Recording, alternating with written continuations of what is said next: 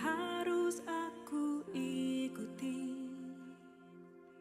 selama hidup di dunia?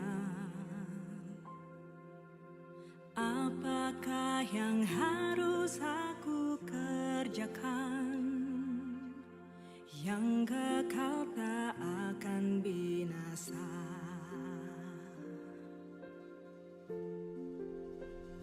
Aku ikut Yesus, Juru Selamatku.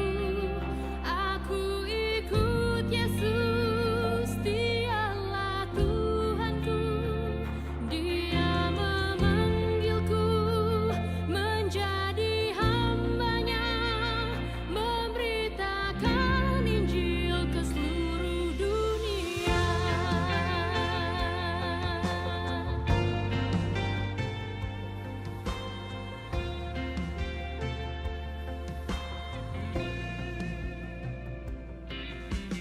Siapakah yang harus aku ikuti selama hidup di dunia? Apakah yang harus aku kerjakan yang kekal tak akan binasa? Aku ikut Yesus, Juru Selamatku. Aku ikut Yesus, Dialah Tuhanku. Dia memanggilku menjadi hamba-Nya, memberitakan Injil ke seluruh dunia.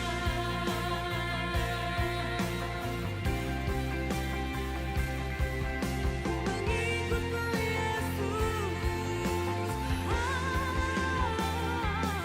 Juru Selamatku. Kaulah Tuhanku, akulah hamba-Mu.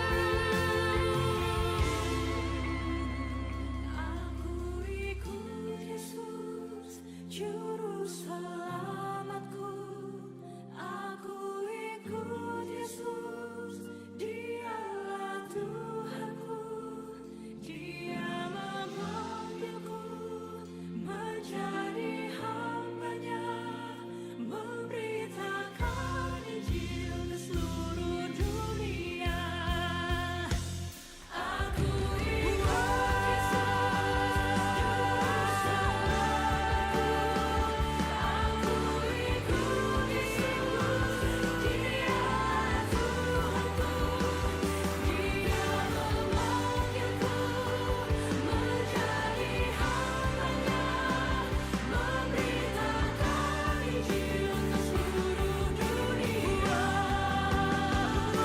Aku ikut Yesus, Juru Selamatku. Aku ikut Yesus, Dialah Tuhanku. Dia memanggilku menjadi hamba-Nya, memberitakan Injil ke seluruh dunia. Memberitakan Injil ke seluruh dunia. Memberitakan Injil ke seluruh dunia. Saya tahu akan tiba waktunya saya mati. Kalau waktu itu tiba, saya nggak bisa berbuat apa-apa lagi. Sebelum itu tiba, saya mau bagi semua getaran hati, doa, pergumulan, kecintaan kepada Kristus, kecintaan kepada jemaat. Lakukan. Yehova Jireh, El Shaddai, Dia menolong kamu.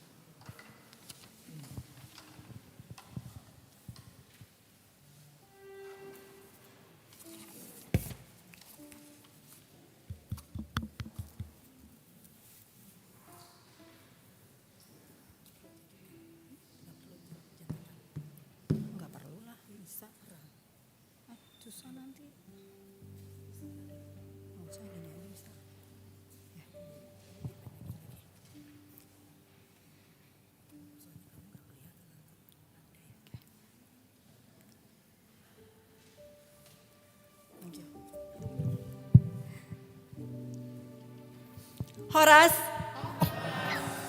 Ya. Shalom Bapak Ibu, saudara-saudari terkasih di dalam Kristus. Bersyukur untuk waktu kita boleh berkumpul, bertemu lagi setelah 1 bulan yang lewat kita beribadah. Nah, sepertinya memang masih pada libur lebaran ya.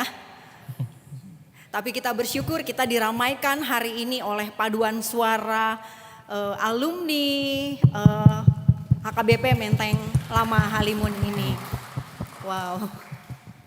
Ya, kita akan memulai ibadah kita. Apakah ada lagu yang kira-kira Bapak Ibu tidak bisa supaya kita bisa latih terlebih dahulu?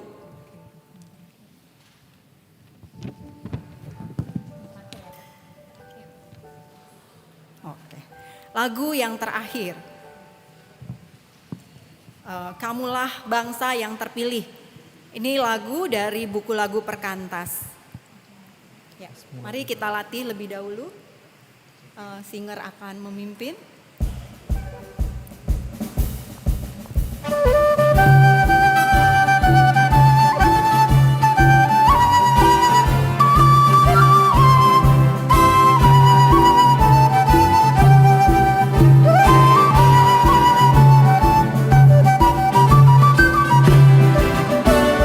Kamulah bangsa terpilih, imamat rajani, umat yang kudus, kepunyaan Allah, supaya kamu memberitakan perbuatannya yang amat besar, yang telah memanggil kamu keluar dari kegelapan pada terangnya yang ajaib. Pujilah Tuhan, haleluya. Marilah pujilah Tuhan, beritakan perbuatannya yang telah memanggil kamu keluar dari kegelapan, pada terangnya yang ajaib, pada terangnya yang ajaib. Kira-kira bisa lah ya, apalagi anggota paduan suara kan wow, familiar dengan nada cepet gitu ya. Apakah ada lagi? Kayaknya udah ya. Ya. Terlebih dahulu saya mewakili pengurus KBD-BD menyambut dengan sukacita kehadiran saudara-saudari, Bapak Ibu, Amang Inang sekalian yang pertama kali baru hadir di ibadah KBD Komunitas Bonapasogit Diaspora Yayasan Bina Dunia. Dan untuk hikmatnya ibadah mohon agar ponsel dimatikan selama kebaktian. Saya mengundang Bapak Ibu, Amang Inang, saudara-saudari sekalian untuk bangkit berdiri. Kita akan bersama-sama bersukacita. Kita katakan Goklas Niroha Diau.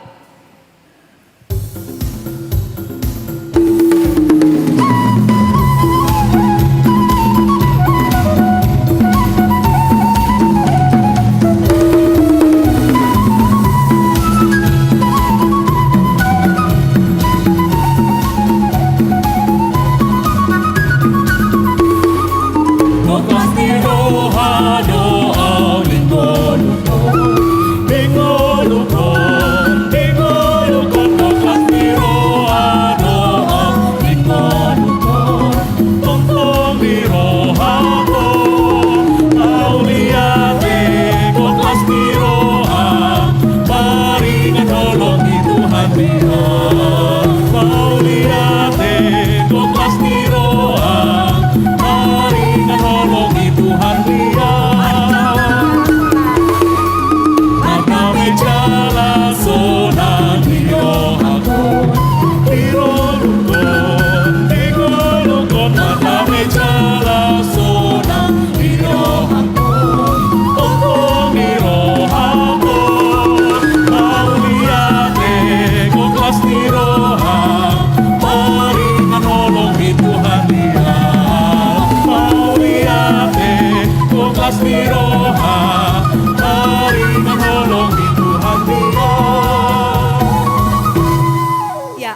Saya mengajak Bapak Ibu Amang Inang untuk bersalam-salaman minimal 10 orang sambil musik akan mengiringi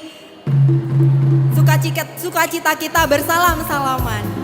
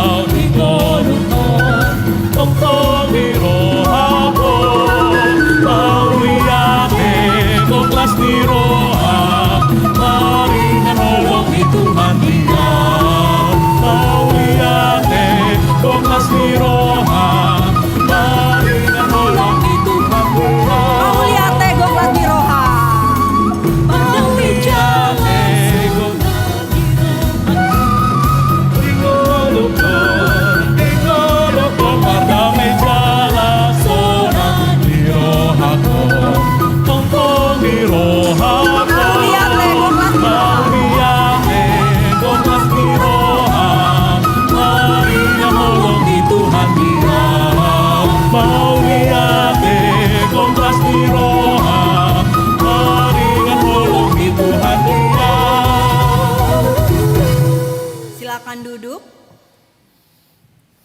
Mari lebih mempersiapkan hati dan diri kita. Kita akan diiringi oleh instrumental musik dengan pujian Tercurah Darah Tuhanku. Amang Inang silakan bersaat teduh.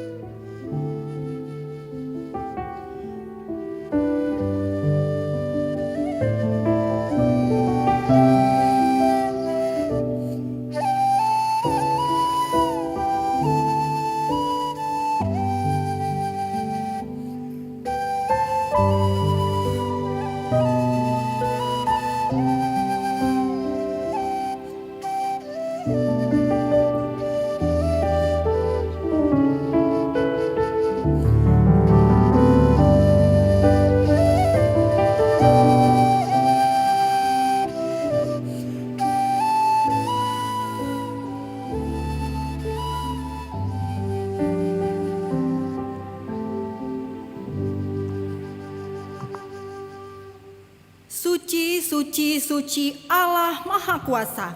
Siapakah kita, umat yang dipilih, diselamatkannya, disucikannya. Mari menyembah Tuhan. Biarlah segala pujian hanya bagi Tuhan. Segenap nafas kita untuk memuliakan Tuhan. Surga bumi kan berseru, kudus nama Tuhan. Suci, suci, suci, ketiga baitnya.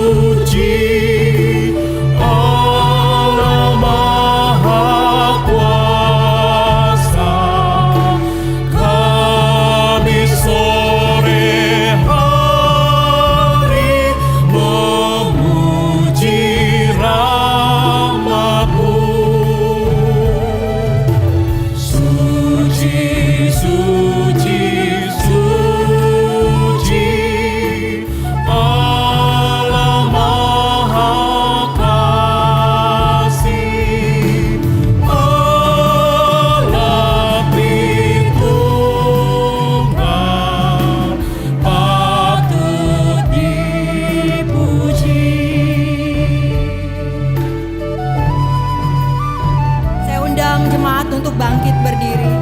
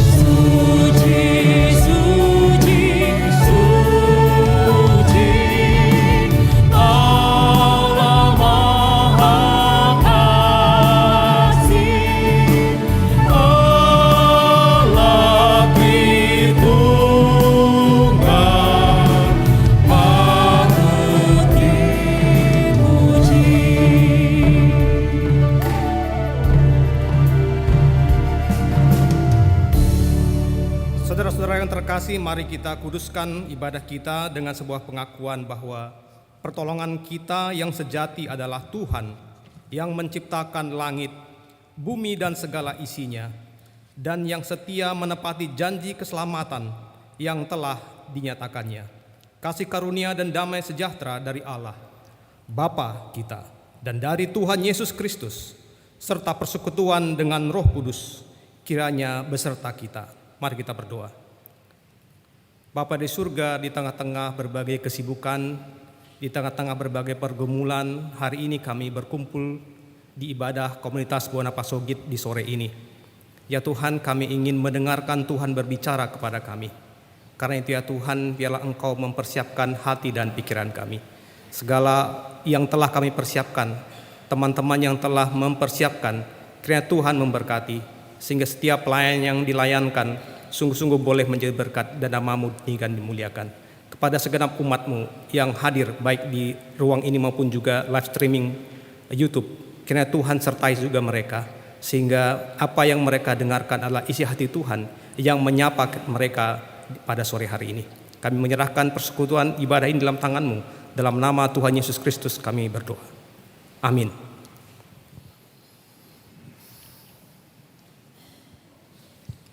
Silakan duduk.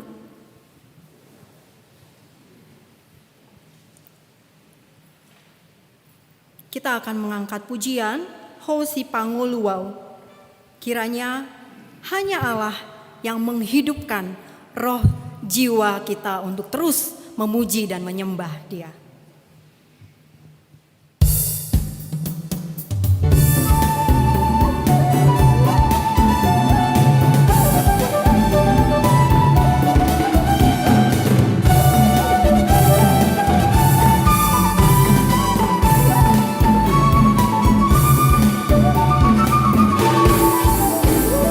Hosi Panguluau, sai tokot laau, sai unang manaw daw, Hosi ang rohako, Hosi Panguluau ibu, may maaw anak pututu, rohku dari mulia.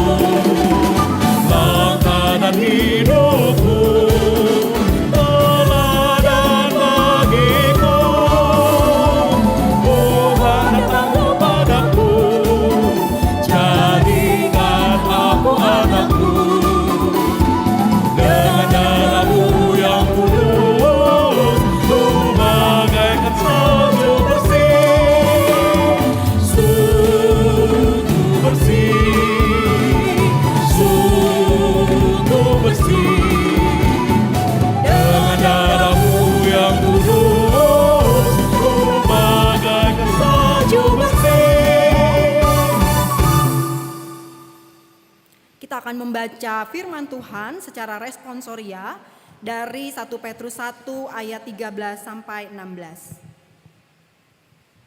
Saya akan membacakan ayat yang ganjil. Amang Inang, saudara-saudari sekalian membaca ayat yang genap. Dan di ayat yang ke-16 kita akan membacanya bersama-sama.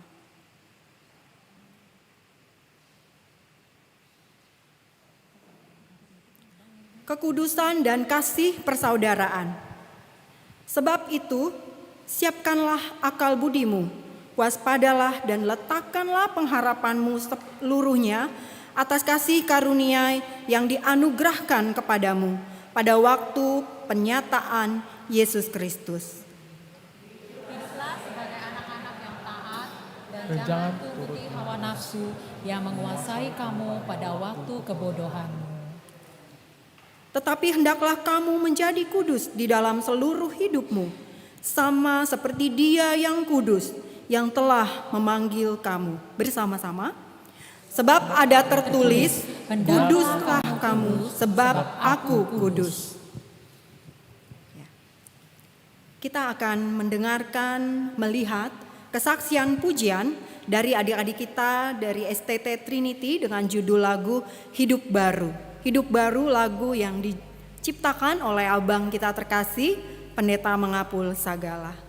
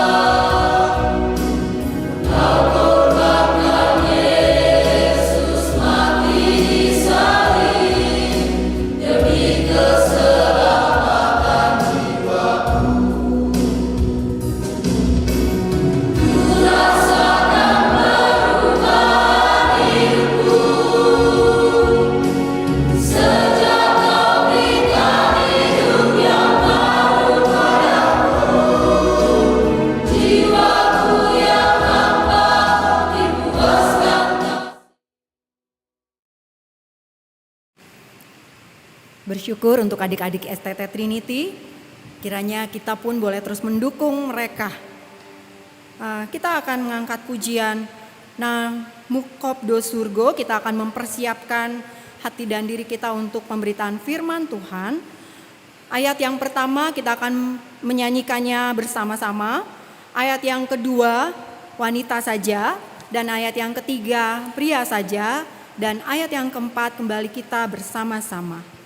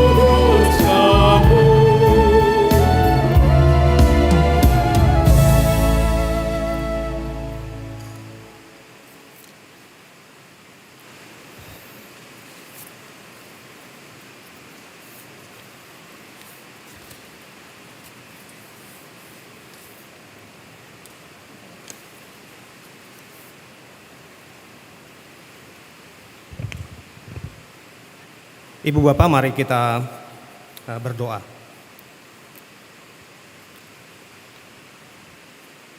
Bapa di surga, sebentar kami akan merenungkan firman-Mu. Kembali kami mohon Roh Kudus yang menolong kami, agar kedalaman firman boleh kami pahami dengan pengertian kami. Hamba-Mu yang telah mempersiapkan diri, Tuhanlah yang menolong, sehingga apa yang keluar dari pikiran dan bibir hamba-Mu adalah isi hati Tuhan yang Tuhan ingin sampaikan kepada kami. Kami menyerahkan pemberitaan firman Tuhan ini ya Tuhan, dalam nama Tuhan Yesus Kristus kami berdoa. Amin. Horas mejuah-juah. Ibu Bapak yang terkasih, Inang Amang, Nande Bapak, hari ini kita akan merenungkan satu bagian dari surat Efesus. Surat yang kalau kami di sekolah teologi, surat yang sangat berat gitu ya, sama dengan kitab Roma gitu, sangat berat. Nah itu makanya waktu saya diminta untuk membawa teks ini, Efesus 2 apalagi,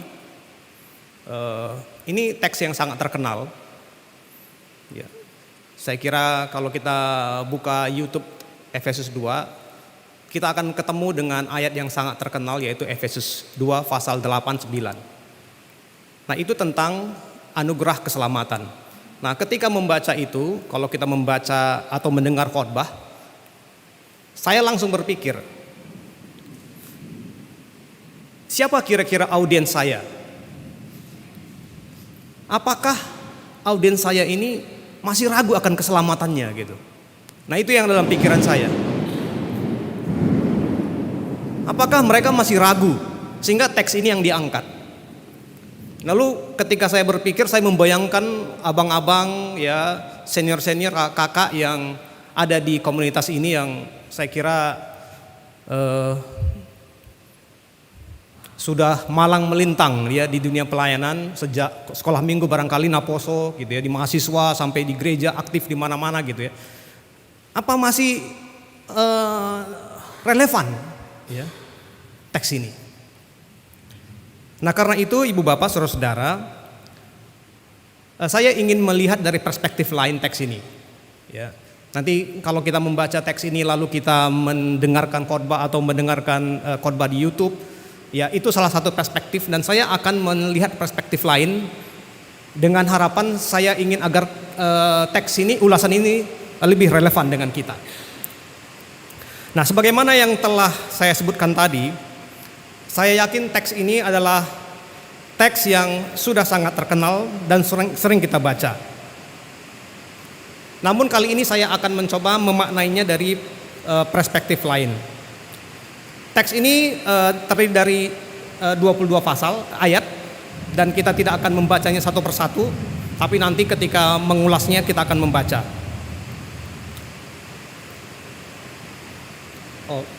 PPT-nya belum keluar.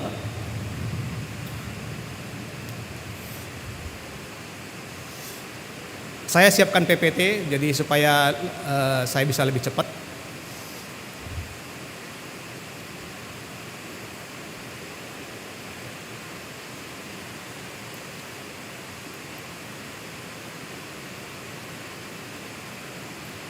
Baik, sambil persiapan saya akan lanjutkan.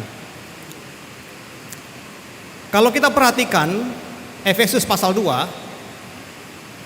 Rasul Paulus menyajikan sebuah model. Nanti kita akan lihat lebih detail. Sebuah model struktur yang sama. Teks ini bisa dibagi menjadi dua bagian ya. Yang pertama adalah 1 sampai 10. Lalu yang kedua adalah 11 sampai 12. Saya mengatakan dua bagian ini memiliki struktur yang sama karena diawali oleh kondisi manusia dan tabiat lamanya, lalu dilanjutkan dengan kondisi manusia baru, di mana titik peralihannya ada di penebusan Kristus. Mari kita lihat misalnya di bagian pertama Efesus pasal 2, saya akan mengambil ayatnya yang pertama sampai 3. Kamu dahulu sudah mati karena pelanggaran-pelanggaran dan dosa-dosamu. Kamu hidup di dalamnya karena kamu mengikuti jalan dunia ini. Karena kamu mentaati penguasa kerajaan angkasa, yaitu roh yang sedang bekerja di antara orang-orang durhaka. Sebenarnya dahulu kami semua juga terhitung di antara mereka, ketika kami hidup di dalam hawa nafsu daging dan menuruti kehendak daging dan pikiran kami yang jahat. Pada dasarnya kami adalah orang-orang yang harus dimurkai, sama seperti mereka yang lain. Itu yang saya katakan tadi, polanya yang dimulai dengan kondisi atau keberadaan manusia dan tabiat lamanya. Lalu bagian ini akhirnya beralih. Kita lihat di ayatnya yang keempat dan kelima. Tetapi Allah yang kaya dengan rahmat, oleh karena kasih-Nya yang besar yang dilimpahkannya kepada kita, telah menghidupkan kita bersama-sama dengan Kristus, dan seterusnya. Sekarang kita lihat bagian yang kedua. Bagian pertama 1 sampai 11, lalu bagian kedua yang strukturnya sama. Kita mengambil ayat 11 sampai 12. Karena itu ingatlah bahwa dahulu kamu sebagai orang-orang bukan Yahudi menurut daging yang disebut orang-orang tidak bersunat oleh mereka yang menamakan dirinya sunat, yaitu sunat lahiriah yang dikerjakan oleh tangan manusia, bahwa waktu itu kamu tanpa Kristus tidak termasuk kewargaan Israel dan tidak mendapat bagian dalam ketentuan-ketentuan yang dijanjikan, tanpa pengharapan dan tanpa Allah di dalam dunia. Nah, titik baliknya ada di ayatnya yang ke-13. Tetapi sekarang di dalam Kristus Yesus, yang dahulu kamu yang dahulu jauh sudah menjadi dekat oleh darah Kristus, dan seterusnya. Saya kira kita bisa melihat ya dua struktur tadi yang sama, diawali dengan kondisi keberadaan manusia lama dengan tabiatnya lamanya, lalu beralih menjadi manusia baru, lalu di situ ada titik baliknya di mana Kristus berperan. Ayat 1 sampai 10 memperlihatkan hakikat mereka sebagai manusia berdosa secara umum, termasuk Rasul Paulus yang adalah orang Yahudi. Baik orang Yahudi maupun orang Yunani, pembaca kitab ini umumnya adalah orang-orang non-Yahudi. Baik orang Yahudi maupun orang-orang non-Yahudi sama saja. Namun yang kini telah menjadi sangat berbeda. Oleh karena apa? Oleh karena penebusan melalui Kristus. Nah, sementara di ayat yang 11 sampai 12 juga sama, tetapi memperlihatkan hakikat lama sebagai orang non-Yahudi. Tadi dikatakan bahwa pembaca utama kitab ini atau surat ini adalah non-Yahudi. Nah, orang Yahudi distigmatisasi oleh orang-orang Yahudi sebagai orang yang tidak memiliki Taurat, tidak memiliki hukum. Jadi orang non-Yahudi itu memiliki double handicap, gitu ya. Sebagai manusia secara umum, manusia lamanya dibukakan, tabiat lamanya, tetapi juga sebagai non-Yahudi dibukakan lagi. Tapi dua-duanya mengalami perubahan melalui Kristus. Kedua hakikat ini disatukan dalam penebusan Kristus. Karena itu, ibu bapak saudara-saudara, kesatuan umat kudus di dalam Kristus menjadi salah satu isu atau tema yang sering diangkat di dalam pasal 2. Beberapa penafsir kepada kawan-kawan yang di SDA Trinity, saya mendasari ulasan ini dengan tafsiran Peter O'Brien.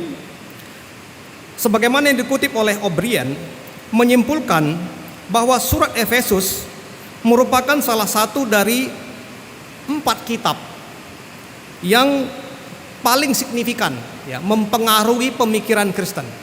Dalam ibadah juga demikian ya, kalau kita lihat ibadah kita juga demikian, dimulai dari pengakuan dosa, lalu peralihan, lalu penebusan dan seterusnya. Nah, itu makanya penafsir mengatakan kitab Efesus dan 3 kitab lainnya itu adalah kitab yang paling berperan baik di dalam pemikiran orang Kristen maupun juga dalam liturgi gereja. Seperti kitab Roma, kitab ini dapat dibagi menjadi 2. Sayang sekali PPT-nya nggak kelihatan ya. Saya berharap PPT itu bisa menolong kita, tetapi mungkin ada masalah. Mungkin kita berupaya untuk memikirkan. Kitab Efesus ini terdiri dari 6 pasal. Ya, terdiri dari 6 pasal. 6 pasal ini dibagi menjadi 2 bagian. Bagian pertama adalah pasal 1 sampai 3. Bagian kedua adalah pasal 4 sampai pasal 6. Ya. Nah, pembagian ini sama seperti kitab Roma. Kitab Roma itu 1 sampai 11, 12 sampai 16. Dan hampir semua kitab-kitab tulisan Rasul Paulus itu memiliki model yang sama. Yaitu apa? Bagian pertama itu bicara tentang doktrin. Nah, kalau bicara kitab ini 1 sampai 3, maka ulasan kita ini bicara tentang doktrin. Di antaranya adalah keselamatan, lalu ada kristologinya, ada eklesiologinya. Bicara tentang doktrin. Lalu bagian kedua bicara tentang apa? Bicara tentang kehidupan praktis. atau etika Kristen. Nah, itu struktur besarnya. Kedua bagian ini disatukan dengan kata sambung. Mari kita baca misalnya Efesus pasal 4 ayat 1. Itu sama dengan Roma pasal 12 ayat 1. Apa isi Efesus pasal 4 ayat 1? Kalau kita lihat teksnya, maka peralihan itu diawali dengan kata sambung atau frasa sambung karena itu. Nah, sama dengan Roma, karena itu. Jadi setelah Rasul Paulus menceritakan sejumlah doktrin-doktrin, ya, lalu sebelum masuk kepada hal praktis, hal-hal yang mengatur bagaimana seharusnya kita hidup, yang di dalamnya ada bagaimana tuan dengan hamba, orang tua dengan anak. Kalau di kitab Roma itu dengan pemerintah juga ada gitu ya. Itu namanya hal-hal praktis. Nah, kedua bagian ini disatukan dengan karena itu. Nah, kalau kita berpikir lebih mendalam, kira-kira apa makna kata sambung karena itu tersebut? Setelah mengajarkan sebuah teori-teori, ajaran-ajaran yang mungkin relatif rumit, lalu Rasul Paulus mengatakan karena itu. Nah, dia langsung masuk ke hal-hal praktis, mengatur cara hidup. Apa artinya kata sambung atau frasa sambung karena itu? Dengan relatif mudah kita bisa menyimpulkan bahwa bagian pertama merupakan dasar dari bagian kedua. Ya, bagian pertama merupakan dasar bagian kedua. Atau bisa pula kita simpulkan bahwa ujung dari bagian pertama, ujung dari ajaran-ajaran itu adalah etika Kristen, kehidupan praktis. Bagian kedua berisi ajaran-ajaran praktis atau bisa disebut juga dengan sebagai etika Kristen. Ya, mungkin bisa kita lihat sebentar untuk melihat salah satu bagian yang dibicarakan. Efesus pasal 5. Efesus pasal 5 ayat 15 sampai 21.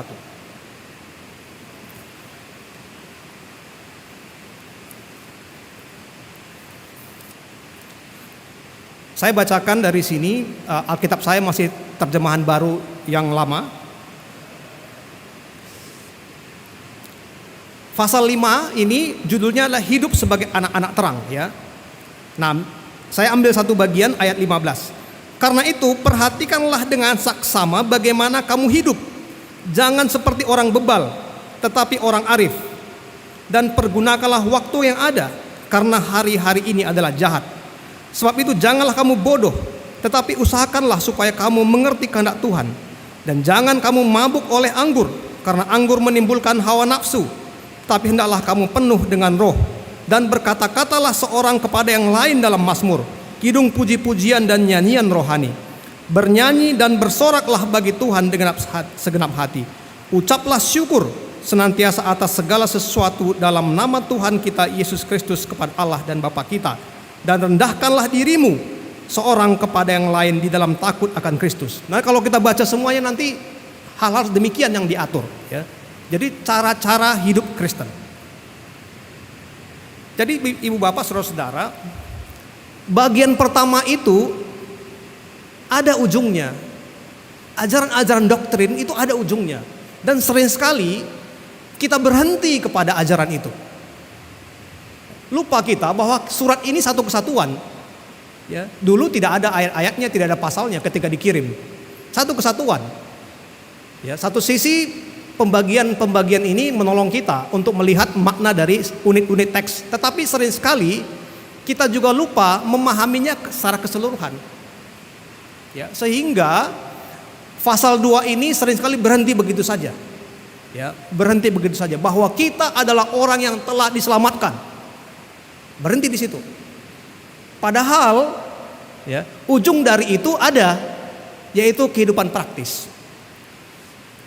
Nah, dari sana kita bisa menduga kuat bahwa gagasan penting yang hendak disampaikan di dalam teks ini, bahwa ajaran firman Tuhan tidak boleh berhenti kepada satu bagian pertama saja, karena ia diajarkan untuk menjadi fondasi bagi bagian kedua.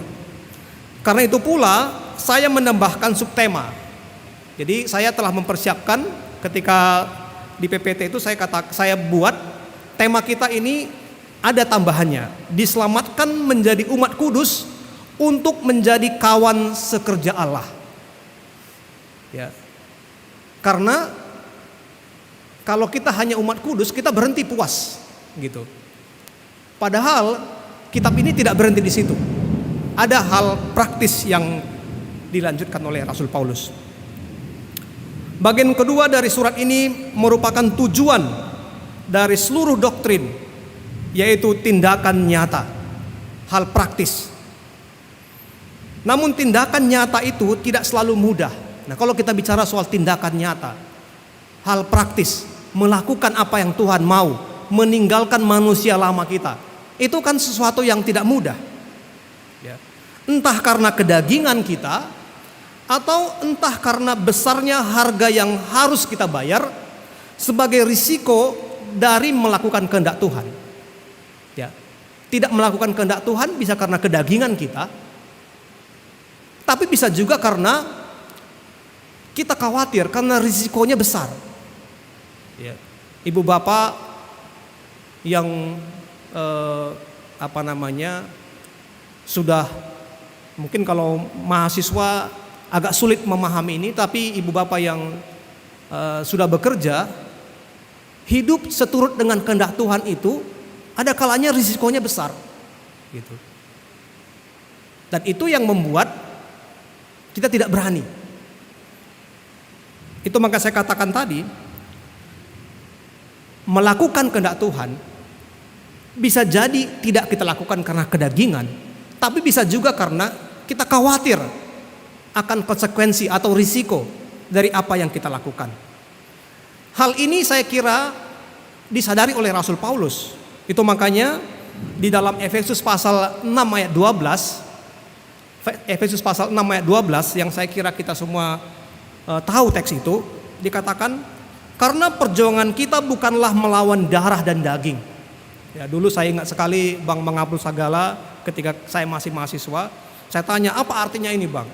Darah dan daging itu adalah yang kelihatan katanya. Jadi tantangan kita ini bukan hanya hal-hal yang bisa diprediksi, yang kelihatan, yang bisa kita antisipasi, gitu. Tetapi juga melawan pemerintah-pemerintah, melawan penguasa-penguasa, melawan penghulu-penghulu dunia yang gelap ini, melawan roh-roh jahat di udara. Itu apa artinya? Saya tanya. Dia bilang itu hal-hal yang tidak kelihatan. Gitu.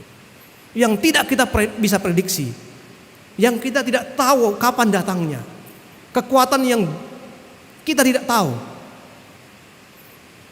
Ini menggambarkan bahwa melakukan bagian kedua tadi itu tidak mudah, ibu bapak saudara. Entah karena kedagingan, tapi entah karena risiko yang mungkin kita ambil, kita peroleh. Karena apa? Karena lawan kita, kata Rasul Paulus, bukan hanya yang kelihatan, tetapi hal-hal yang tidak kelihatan. Apa itu? Bermacam-macam. Tidak bisa kita prediksi. Oleh karenanya, tindakan nyata yang ada di bagian kedua kitab Efesus membutuhkan fondasi, gitu ya. Membutuhkan pemahaman yang semakin kuat.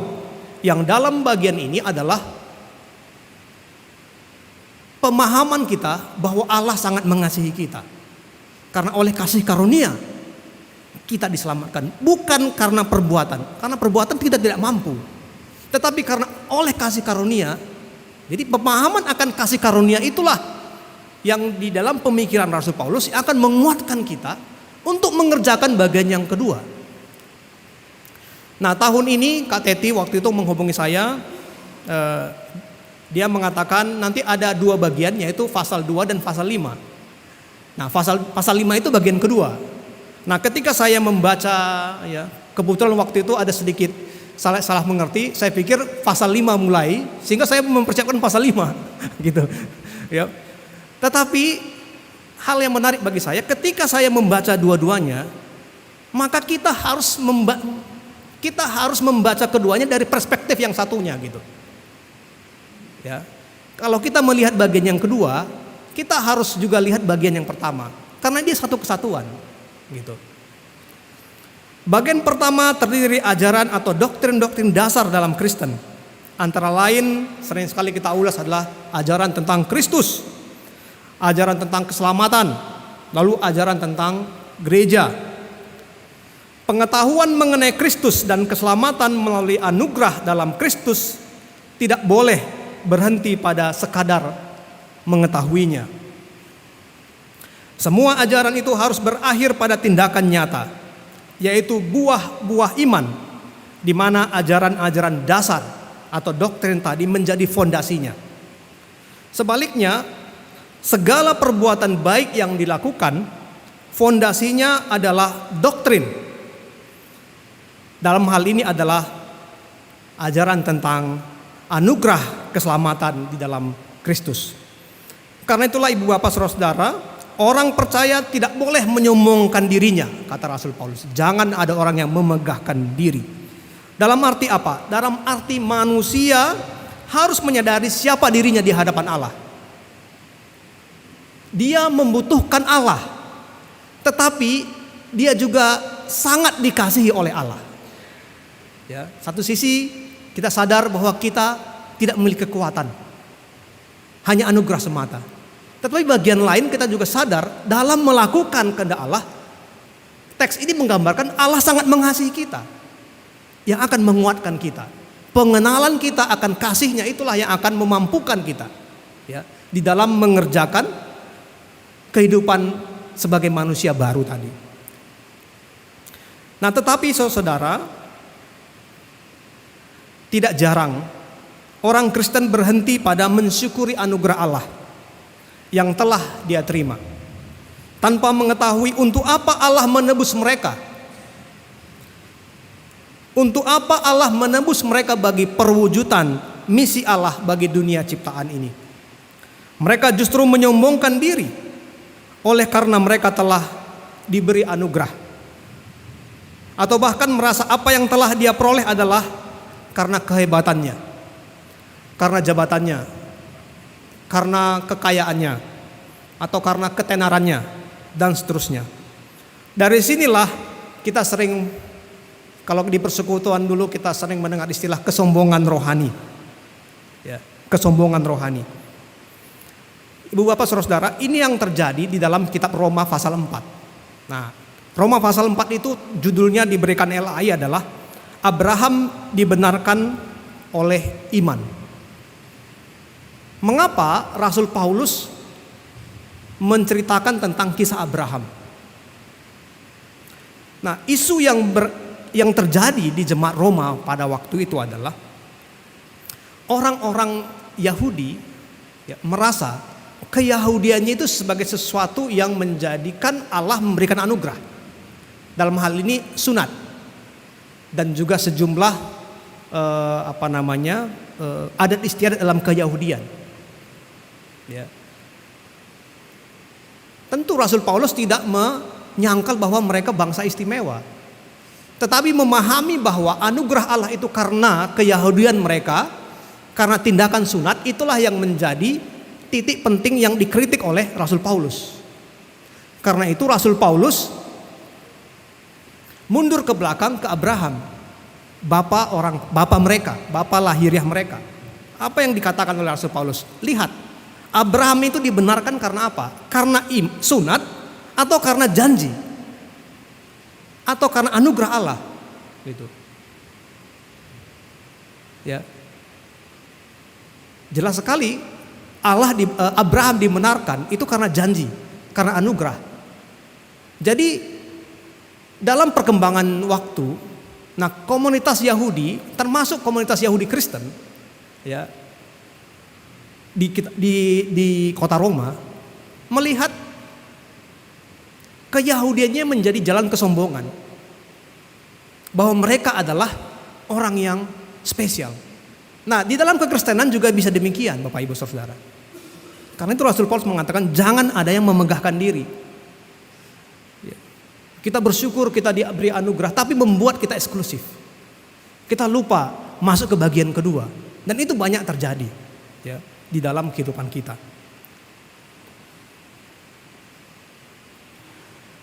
Diskusi ini akan semakin terang bila kita melihat siapa sesungguhnya yang disasar oleh Paulus. Saya kira hampir semua kita yang hadir telah berulang kali membaca maupun mendengar ulasan mengenai Efesus 2. Nah, di situ ada ayat yang sangat terkenal ya. Efesus 2 ayat 8 sampai 9. Sebab karena kasih karunia kamu diselamatkan oleh iman. Itu bukan hasil usahamu, tetapi pemberian Allah. Itu bukan hasil pekerjaanmu. Jangan ada orang yang memegahkan diri. Jika kita memperhatikan penerima surat ini di pasal 1 ayat 1, Paulus mengalamatkan surat ini dengan identitas kepada orang-orang kudus, ya. Tois hagios, dari hagios, ya, kepada orang-orang kudus, dan juga kepada orang-orang yang beriman atau percaya atau setia, tois pistois. Jadi alamat surat ini ditujukan kepada bukan orang yang kaleng-kaleng gitu ya, ya. Orang yang diidentifikasi sebagai orang kudus dan juga sebagai orang-orang yang beriman, orang-orang yang percaya. Surat ini memang disebut dengan surat umum, ya, surat umum.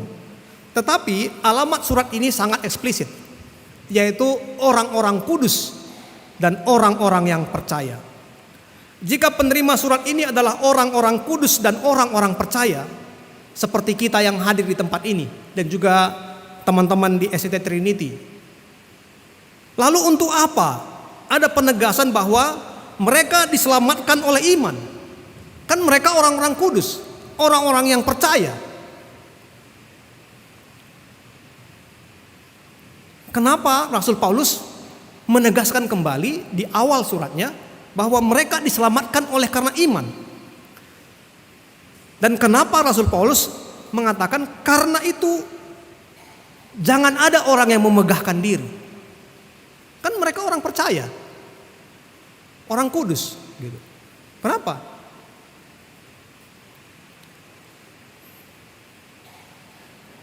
Lalu mengapa pula pada bagian kedua yang ditekankan adalah sejumlah tindakan nyata?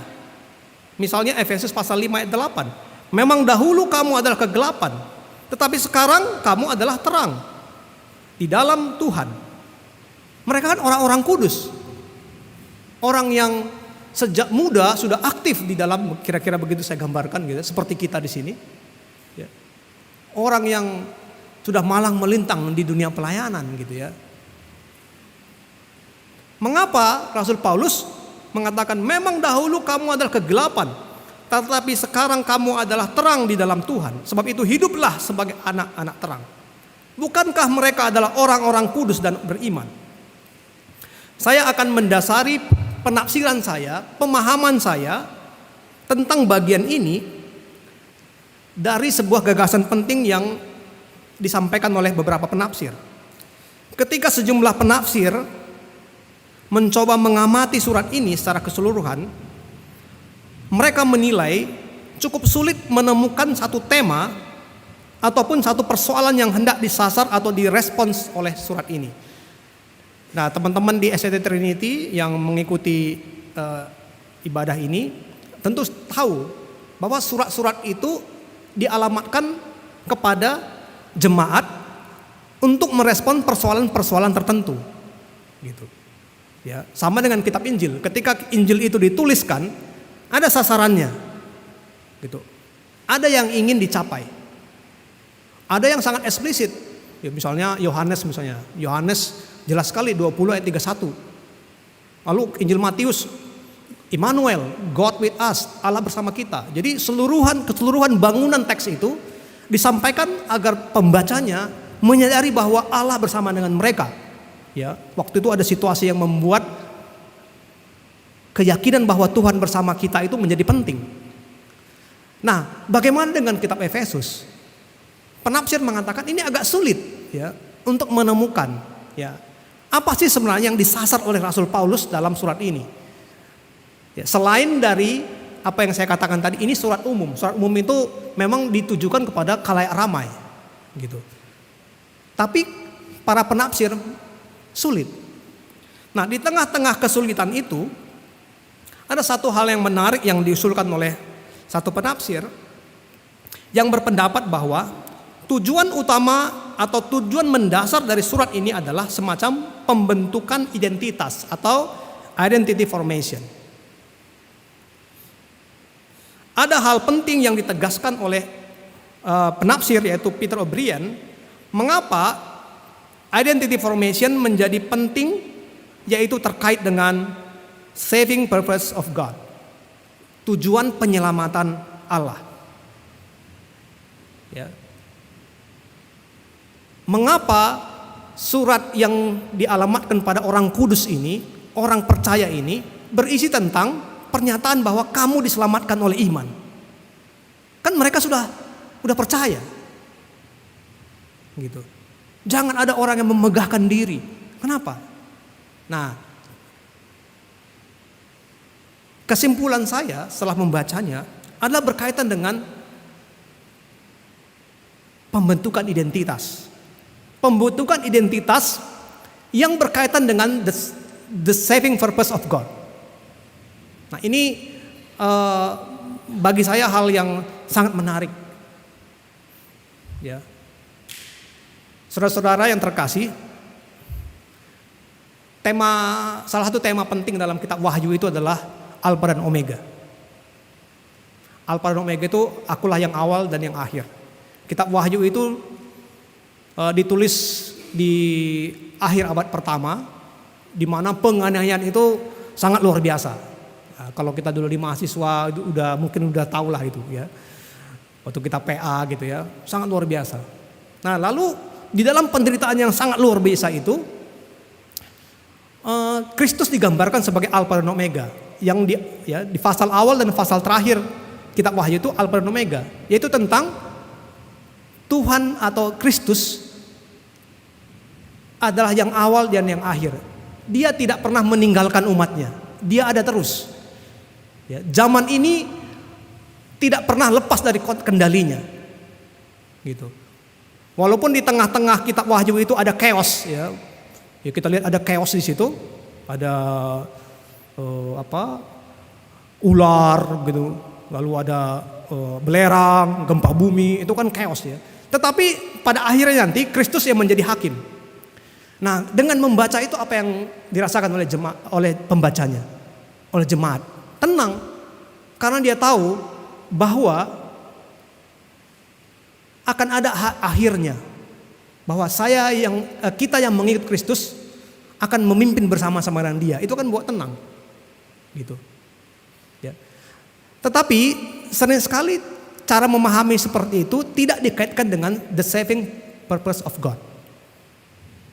Sehingga pernyataan bahwa Tuhan bersama kita itu membuat kita menjadi egois, bahkan membuat kita menjadi lemah. Ya. Menjadi egois, menjadi lemah. Ini saya sering menganalogikan gitu. Kalau saya punya saudara memiliki jabatan atau pangkat yang tinggi, itu bisa membuat saya lemah. Saya nggak mau belajar gitu, ya kan? Saya punya sepupu jenderal misalnya, atau saya punya sepupu pengusaha besar. Ya, tentu, tapi kenyataannya ya bisa membuat kita lemah. Anak muda lemah, ya ngapain saya belajar, om saya gitu. Jadi pernyataan bahwa Allah bersama manusia, Yesus adalah Alfa Omega, sering sekali membuat lemah. Bagaimana supaya tidak lemah? Kita harus menyadari bahwa identitas kita sebagai orang yang dikasih Tuhan itu berkaitan dengan the saving purpose of God. Ya. Ada tujuan mengapa Tuhan menganugerahkan keselamatan bagi kita. Saudara-saudara, sejujurnya dalam perjalanan saya melayani di lingkungan Kristen dan juga menjadi pengajar di sekolah teologi, saya menyadari bahwa kita memang harus terus atau memerlukan peneguhan identitas tentang siapa kita. Rumusan identitas ini sering sekali menjadi hal yang sangat fundamental ketika kita diperhadapkan kepada sejumlah pilihan ataupun godaan. Kita perlu terus bertanya kepada diri kita, untuk apa sebenarnya Tuhan memberikan anugerah keselamatan bagi saya?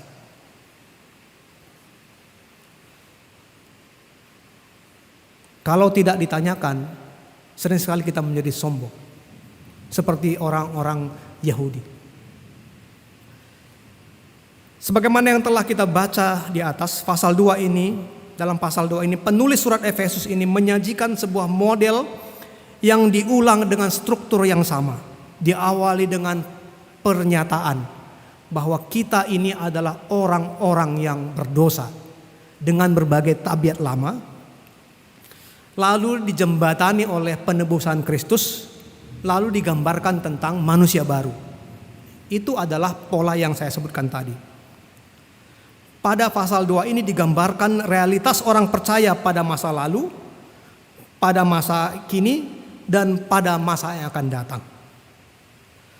Secara alamiah, secara empiris, secara de facto, mereka pembaca kitab Efesus adalah orang-orang kudus yang dulunya merupakan orang-orang cemar yang hidup menuruti hawa nafsu kedagingan. Hidup diperbudak oleh hawa nafsu, egois, menghalalkan segala cara. Gambaran cara-cara hidup lama ini disajikan secara jelas oleh Rasul Paulus di pasal 4, pasal 5 dan seterusnya. Sebagian tadi sudah kita baca. Saat ini pun ada kalanya masih demikian. Walau secara rohani perasaannya sudah berbeda. Ya, kita ketika melihat diri kita, ya, cara-cara hidup lama itu pun masih dipraktekkan. Tetapi secara rohani mungkin sudah berbeda dengan sebelumnya. Jika sebelumnya tidak ada merasa bersalah atau bahkan menikmati segala praktik manusia lama, atau bahkan ada yang masih memegahkan diri ketika mempraktekkan cara-cara hidup lama, atau bahkan ada yang menyombongkan diri, ya, mengambil bagian, bukan saja merasa tidak nyaman dengan cara hidup lama, tetapi juga mengambil bagian. Ya, saya kira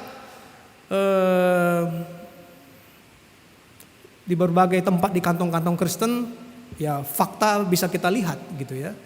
Ya, fakta bisa kita lihat. Senantiasa rajin ke gereja, gitu ya. Tetapi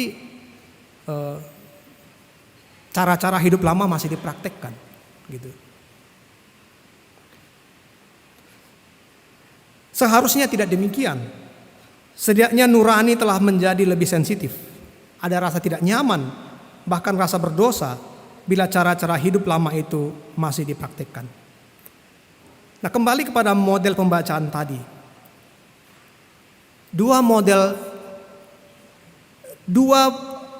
struktur teks yang sama tadi, ya, di mana dimulai dengan manusia cemar, lalu diakhiri dengan manusia baru, lalu dialihkan atau titik peralihannya adalah penebusan Kristus. Maka model ini harus dibaca di dalam bagian yang kedua. Bagian kedua, yaitu melakukan. Tadi saya katakan melakukan itu tidak mudah. Apakah oleh kedagingan atau karena risiko. Nah, karena itu bagaimana Rasul Paulus menggambarkan kita dulu dan kita sekarang oleh karena penebusan Kristus, itu kiranya menjadi kekuatan untuk bisa mempraktekannya.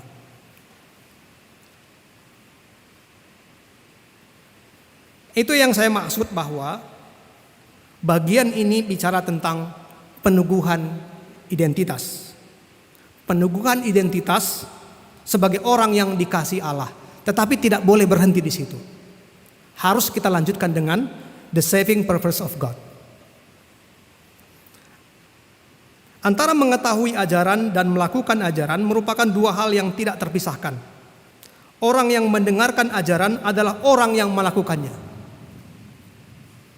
Ya, kalau kita punya anak, kalau kita kasih nasihat, satu diam tapi nggak lakukan, satu lagi diam tapi melakukan, maka yang mendengarkan itu sebenarnya bukan dua-duanya, tapi yang mendengarkan itu yang melakukannya. Itu yang saya maksud ya. Orang yang mendengarkan ajaran adalah orang yang melakukannya. Lebih mendalam lagi, orang yang benar-benar mengetahui dan memahami ajaran adalah orang yang melakukan ajaran itu. Selanjutnya, orang yang melakukan ajaran adalah orang yang akan semakin mengetahui dan memahami ajaran itu. Semakin mengetahui dan memahami ajaran sering sekali menjadi urgen. Ya, ketika kita diperhadapkan kepada hal-hal yang rumit ketika melakukan apa yang Tuhan mau. Untuk lebih memahami bagian ini, saya mungkin mengajak kita sejenak mengulang sepenggal kisah tentang Dietrich Bonhoeffer. Ini orangnya sangat terkenal. Sejak saya mahasiswa, saya sudah diperkenalkan dengan beliau, ya, Dietrich Bonhoeffer. Pada fajar kelabu April 1945, dalam sebuah kamp konsentrasi di Flossenburg, beberapa waktu sebelum kamp tersebut akhirnya dibebaskan oleh tentara sekutu, Dietrich Bonhoeffer dieksekusi, digantung. Pada Senin Paskah 1953, para pendeta Bavarian, ya, Jerman bagian selatan, menyingkapkan sebuah prasasti dalam gereja Flossenburg dengan ukiran sederhana tertulis Dietrich Bonhoeffer, seorang saksi Yesus Kristus di antara saudara-saudaranya, lahir 4 Februari 1906 di Breslau, meninggal 9 April 1945 di Flossenburg.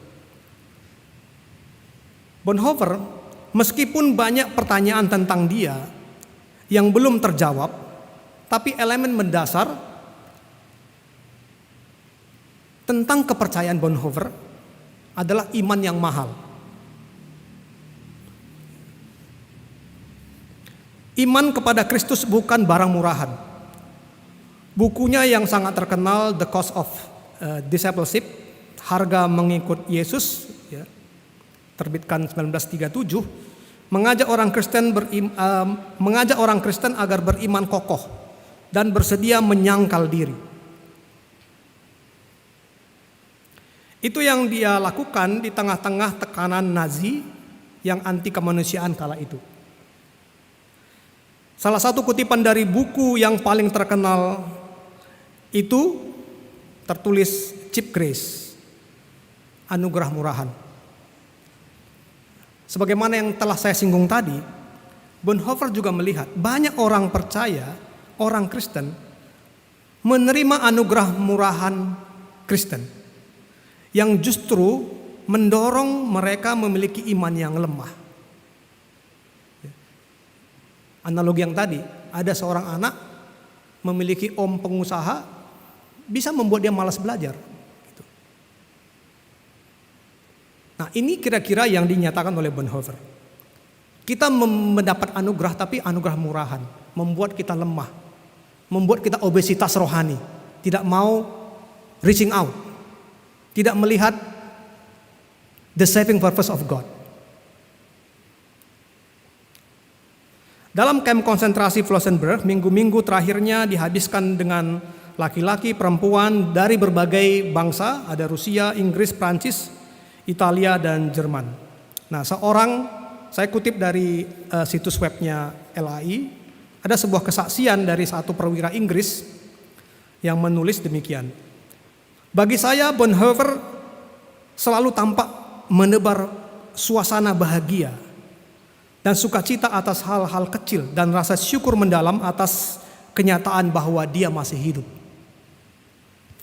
Ia salah satu dari segelintir orang yang pernah saya temui yang baginya Allah nyata dan selalu dekat. Pada Minggu 8 April 1945, Pendeta Bonhoeffer memimpin sebuah ibadah kecil dan beribadah tepat untuk menyatakan penahanan kita, pemikiran dan keputusan yang dibawanya bagi kita. Ia baru saja mengakhiri doa terakhirnya saat pintu dibuka dan 2 penjaga penjara masuk. Mereka berkata, "Tahanan Bonhoeffer, ikut kami." Hal itu hanya punya satu arti bagi kami. Karena itu sudah sering terjadi. Yaitu apa? Yaitu kematian. Tiang gantung. Benar saja, memang akhirnya Bonhoeffer digantung. Kami mengucapkan selamat tinggal padanya. Sebelum dia pergi, ia membawa saya ke samping. Dia mengatakan, "Inilah akhirnya. Tetapi bagi saya ini merupakan permulaan." Ya, luar biasa ya. Jadi kematian pun tidak lagi menakutkan. Apalagi risiko mengerjakan apa yang benar. Gitu ya. Kehilangan jabatan, kehilangan ini, kematian yang mengerikan aja bukan lagi menakutkan. Teks yang dibawanya pada hari terakhir itu adalah oleh bilur-bilurnya kita menjadi sembuh. Pengenalan akan Allah lahir dari kesetiaan melakukan kehendaknya, yaitu bagian kedua tadi. Sebuah kapal yang indah dan bagus tidak akan terkena badai dan ombak jika kapal itu tetap berada di pelabuhan. Kapal itu memang akan aman di sana, tetapi bukan untuk itu ia diciptakan. Ia diciptakan untuk menghantar banyak orang, dan karena itu ombak dan badai harus ia hadapi. Sejalan dengan semakin dewasanya kita semua, tentu tuntutan dan tanggung jawab juga akan semakin tinggi, sehingga membutuhkan pemahaman fondasi yang semakin kuat. Dari situ saya merenungkan kenapa penegasan tentang penebusan Kristus ini diberikan kepada orang yang dikatakan orang kudus, orang beriman. Karena rupanya melakukan apa yang Tuhan mau membutuhkan pemahaman. Dan itu adalah fondasi. Itu yang membuat kuat. Kita memang sudah tahu bahwa kita diselamatkan oleh anugerah. Namun ada kalanya pemahaman itu belum cukup.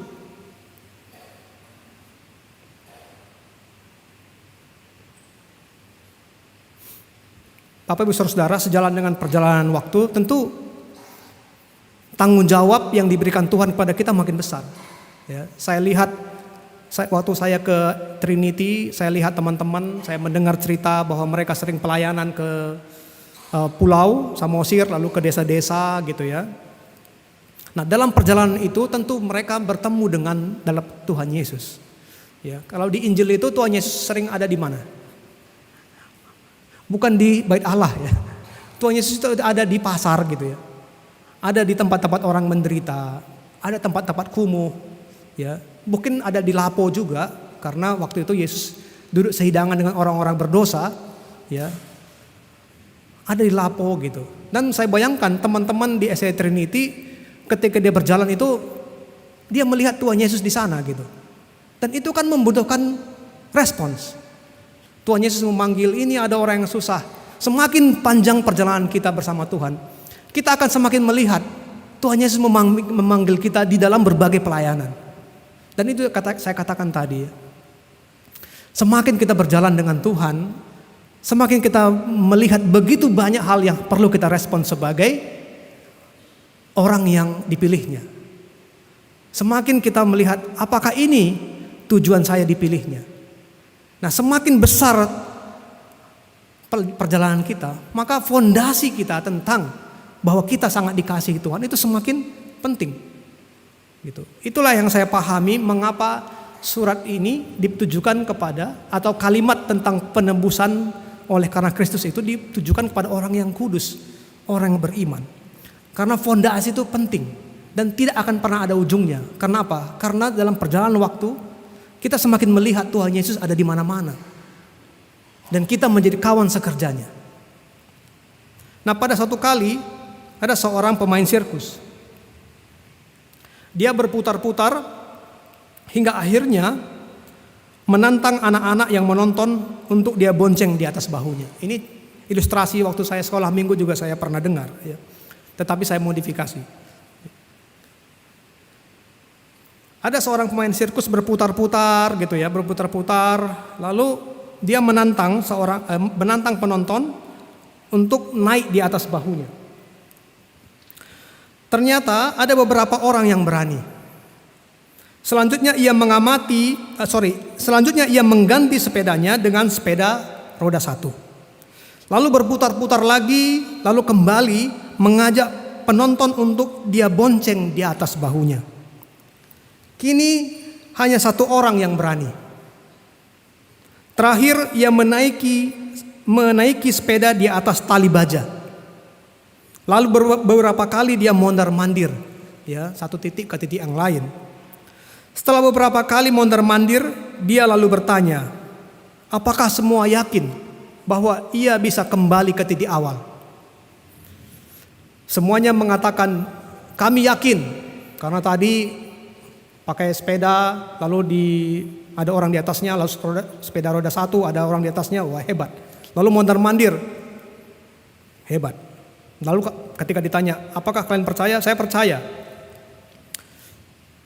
Kalau begitu, ia mengajak penonton, naiklah di bahu saya.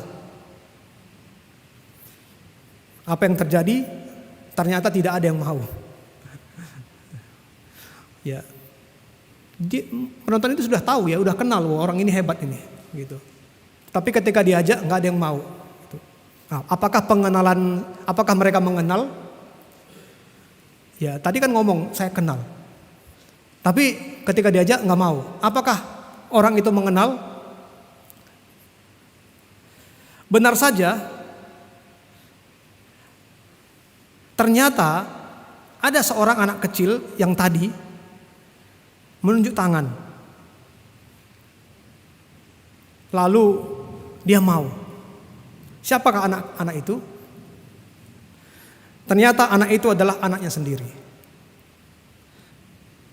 Anak itu tahu siapa ayahnya. Dan siapa dia di mata ayahnya. Ayahnya sangat mengasihinya. Penonton tadi pemahamannya tidak sedalam anak itu. Pengenalan menjadi dasar keyakinan. Sayangnya pengenalan itu tidak cukup hanya dengan membaca. Saya garis bawahi, hanya dengan membaca Alkitab. Hanya dengan mendengarkan firman. Baca buku-buku rohani. Mendengarkan lagu-lagu surgawi, lagu-lagu rohani. Tidak cukup. Tetapi ia akan lebih maksimal. Pengenalan itu akan lebih maksimal. Dengan ketaatan melakukan apa yang Tuhan mau. Mengambil bagian menjadi kawan sekerja Allah. Dari kesetiaan anak melakukan apa yang menjadi kehendak ayahnya lah membuat dia semakin mengenal ayahnya. Kesetiaan kita melakukan firman Allah adalah agar kita semakin mengerti janji-janjinya. Itulah mengapa Rasul Paulus melihat bagian kedua ini menjadi penting. Bagian pertama adalah fondasi kepada bagian kedua. Kesetiaan melakukan bagian kedua akan membuat pengenalan akan semakin mendalam. Dan pengenalan akan mendalam akan menguatkan kita melakukan bagian kedua. Berani mengambil bayar harga, berani mengambil risiko. Dan ketika berani mengambil risiko, maka semakin mengenal bagian pertama. Itulah yang dialami oleh Rasul Paulus dan juga Dietrich Bonhoeffer. Gitu. Sehingga kita heran, kenapa dia berani? Karena pengenalan dia jauh lebih besar daripada kita.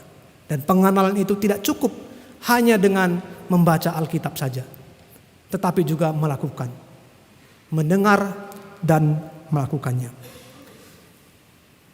Inilah yang saya sebutkan tadi dengan pembentukan identitas. Sebagai penutup, oleh kasih karunia kamu diselamatkan oleh iman. Kamu dahulu jauh, kini menjadi dekat oleh Kristus. Kalimat ini sering membawa kita sebagai orang Kristen menjadi sombong. Lupa untuk apa kita diselamatkan. Karena itu anugerah Allah ini dikatakan menjadi anugerah yang murahan. Ketika hari ini, tepat pada minggu-minggu Prapaskah, kita diingatkan kembali mengenai identitas kita. Tentu ia tidak bertujuan membuat kita berhenti sampai di sana, bahwa kita adalah orang-orang yang dikasihi Allah, dan akhirnya membuat kita eksklusif dan menjadi sombong. Pertanyaan yang selalu perlu kita tanyakan kepada diri kita, untuk apa Allah memberi kita anugerah yang besar ini?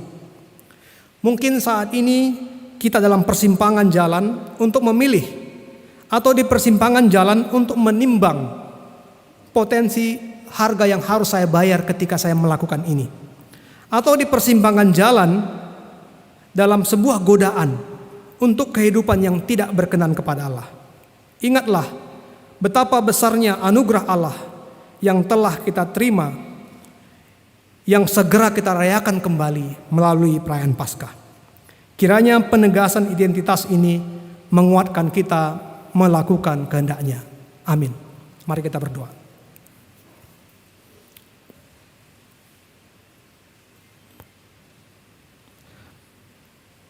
Kami yang ada di ruangan ini maupun juga teman-teman yang ada di live streaming adalah orang yang sejak kecil telah mengenal Engkau.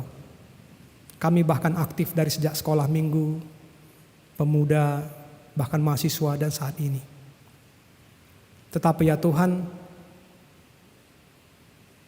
apakah kami sudah mengerti untuk apa kami Engkau beri anugerah? Kami bersyukur ya Tuhan, hari ini kami kembali Engkau ingatkan tentang identitas kami.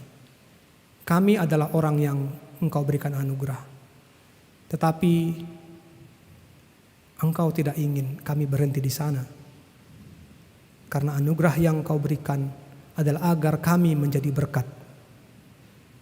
Karena itu ya Tuhan, di dalam menjalankan peran kami sebagai kawan sekerja-Mu, kami ingin agar peneguhan identitas ini menguatkan kami. Sehingga ketika kami ada dalam persimpangan yang membuat kami bingung, kami boleh mengingat kembali bahwa kami adalah orang yang sangat Engkau cintai. Dan kiranya itu menguatkan kami dalam mengerjakan tugas kami sebagai kawan sekerja-Mu. Terima kasih Tuhan atas lawatan firman-Mu. Dalam nama Kristus Tuhan kami berdoa. Amin.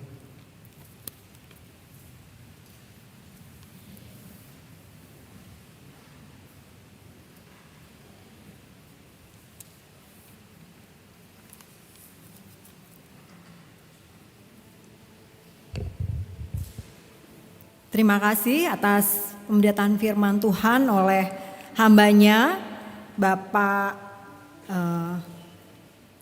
Dr. Pelita Surbakti STMTH.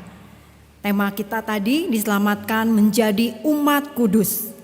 Eksposisi Efesus 2. Tadi ada subtema yang ditambahkan bahwa kita diselamatkan menjadi umat kudus untuk melakukan kehendak Tuhan dan melakukan pekerjaannya. Peneguhan identitas kita berkaitan dengan saving purpose of God. Jadi ketika kita semakin berjalan dengan Tuhan, kita semakin mengerti, memahami apa panggilan Tuhan bagi kita masing-masing, khususnya di KBD YBD. Kiranya kita lebih lagi semangat untuk melakukan bagian kita melayani Tuhan. Kiranya Bapak Pelita, Dr. Pelita Surbakti semakin dipakai luar biasa ke depannya. Tuhan memberkati. Mari kita responi firman Tuhan, bersyukur atas agungnya kasih Allah, dan biarlah kita boleh sungguh meresponi itu di kehidupan kita selanjutnya setelah pulang dari ibadah ini. Agunglah kasih Allahku.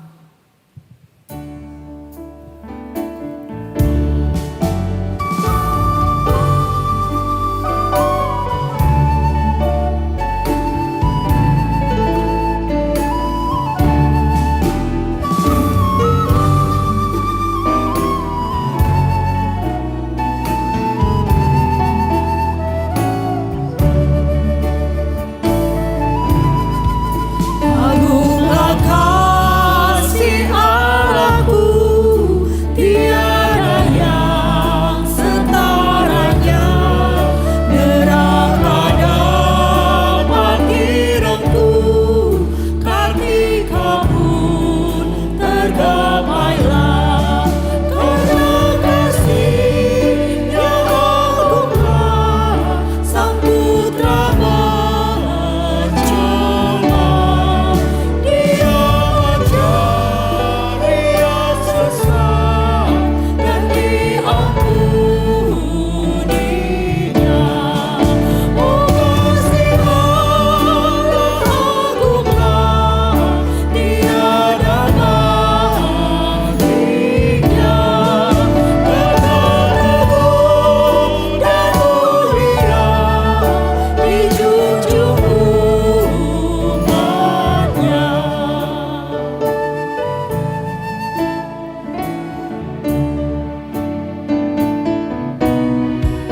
Apabila zaman berhenti dan tata dunia pun lebur, meskipun orang yang keji telah menjauh dan tak kabur, namun kasih-Nya tetaplah teguh dan mulia. Anugerah bagi manusia dijunjung umatnya. Oh, kasih Allah agunglah, tiada bandingnya. Betapa agung dan mulia dijunjung umatnya.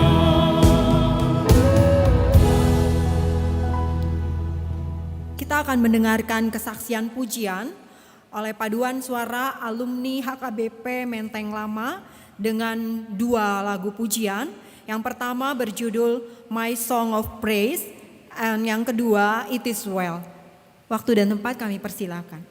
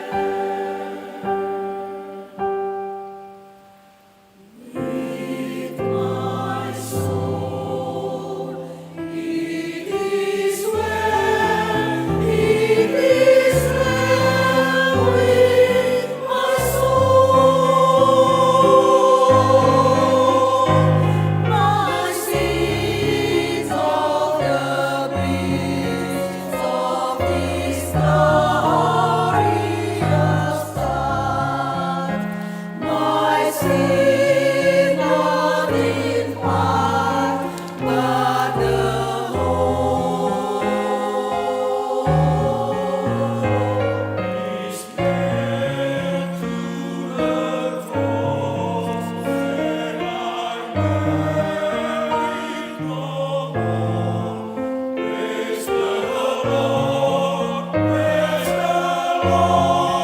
oh my soul.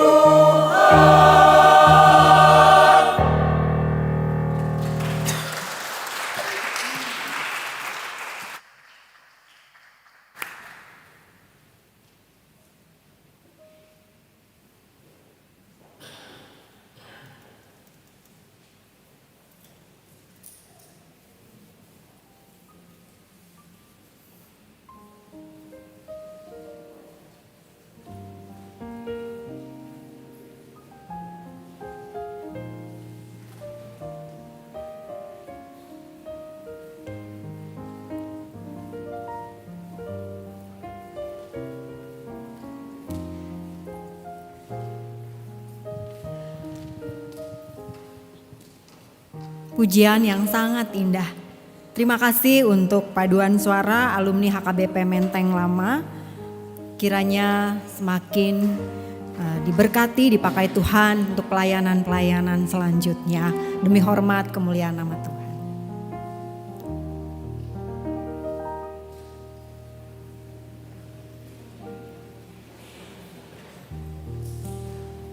Saat ini kita akan memberikan persembahan. Ada 2 kantong persembahan. Yang pertama untuk operasional KBD dan yang kedua untuk keperluan misi. Kita akan menaikkan ya.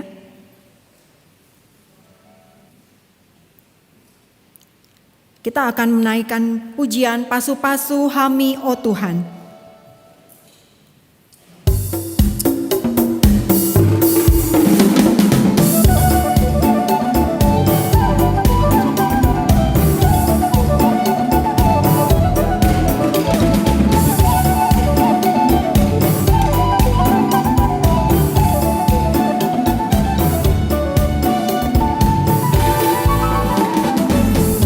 Pasu-pasu Hami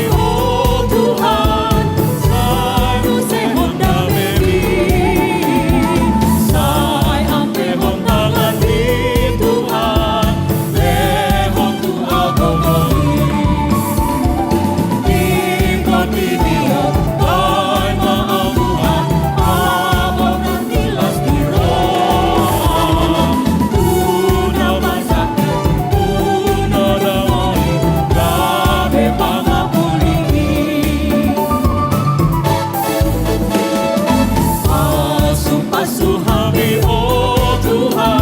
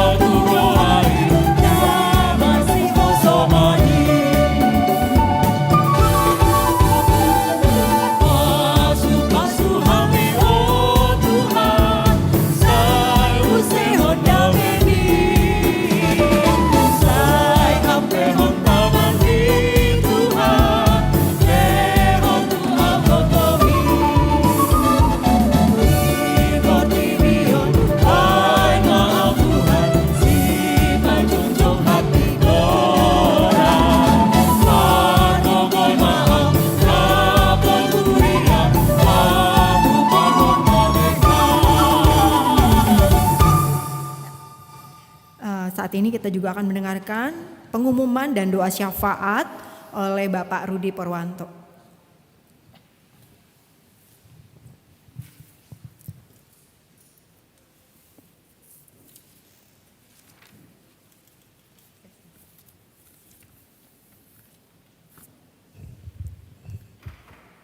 Horas. Horasnya orang Jawa. Tapi jangan lupa, nama saya Jawa tetapi ada belakangnya, yaitu Marga Tarigan.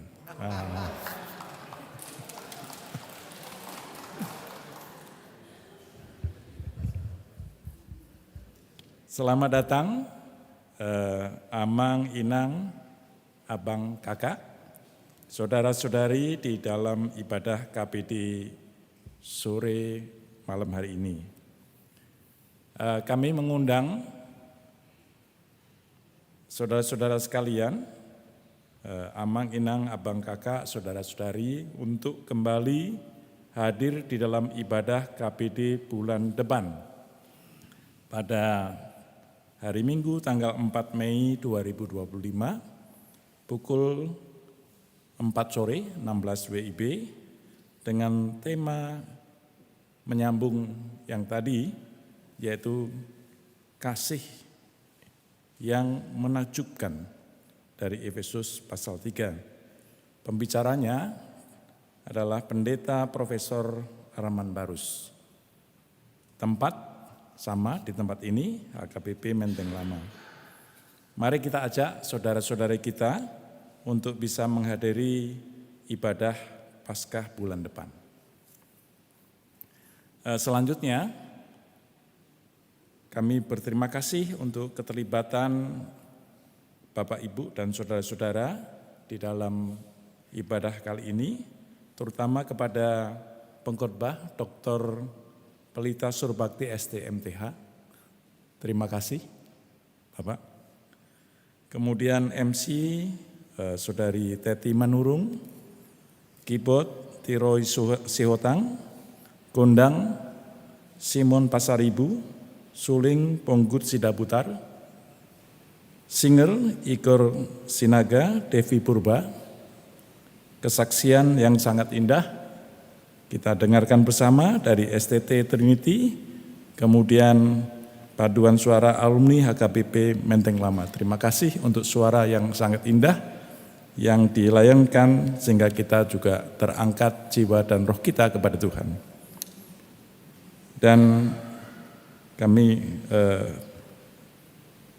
Rudi Purwanto Tarigan, terima kasih untuk sebagai warta dan doa syafaat. Kita doakan yang ketiga adalah evangelisasi Paskah Pusat Pelayanan Parsoburan Toba. Mohon doanya untuk evangelisasi di Parsoburan Kecamatan Habin Saran, Kabupaten Toba pada tanggal 24 sampai 25 April dalam waktu dekat ini, dengan acara tanggal 24 April KKR siswa di SMP 2 Anansau di pagi hari dan malam evangelisasi di GKPI Lumban Pea. Mohon doanya. Dan kemudian tanggal 25 April KKR siswa di SMK 1 Unansau dan malam evangelisasi Paskah di Simpang 3 depan GKPI Parsoburan. Pengkhotbah Pendeta Manat Simbolon STMTH. Mohon dukungan doa dari Bapak, Ibu, Saudara sekalian, baik doa dan juga dana. Untuk dana, jikalau Bapak akan dapat mentransfer di rekening BCA atas nama Yayasan Bina Dunia, nomor rekening 545317654.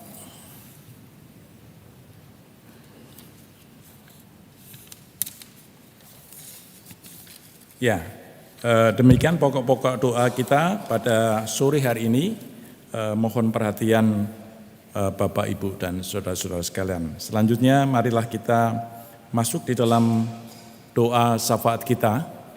Kita akan menaikkan doa syafaat kita untuk pelayanan syukur kita kepada Tuhan, baik ibadah bulanan KPD, Yayasan Bina Dunia, STT Trinity, dan juga bangsa dan negara kita. Mari kita bersatu di dalam doa.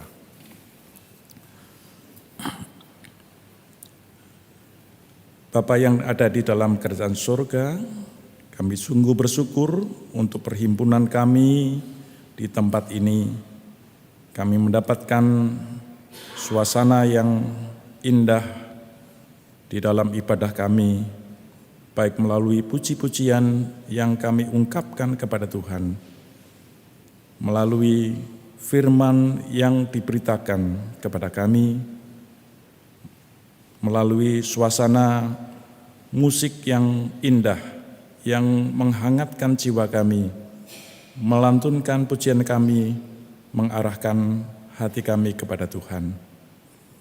Ya Tuhan, kami juga bersyukur untuk penguraian firman Tuhan, di mana kami diingatkan akan status kami dan juga apa yang Tuhan inginkan supaya kami lakukan sementara kami hidup di dunia ini.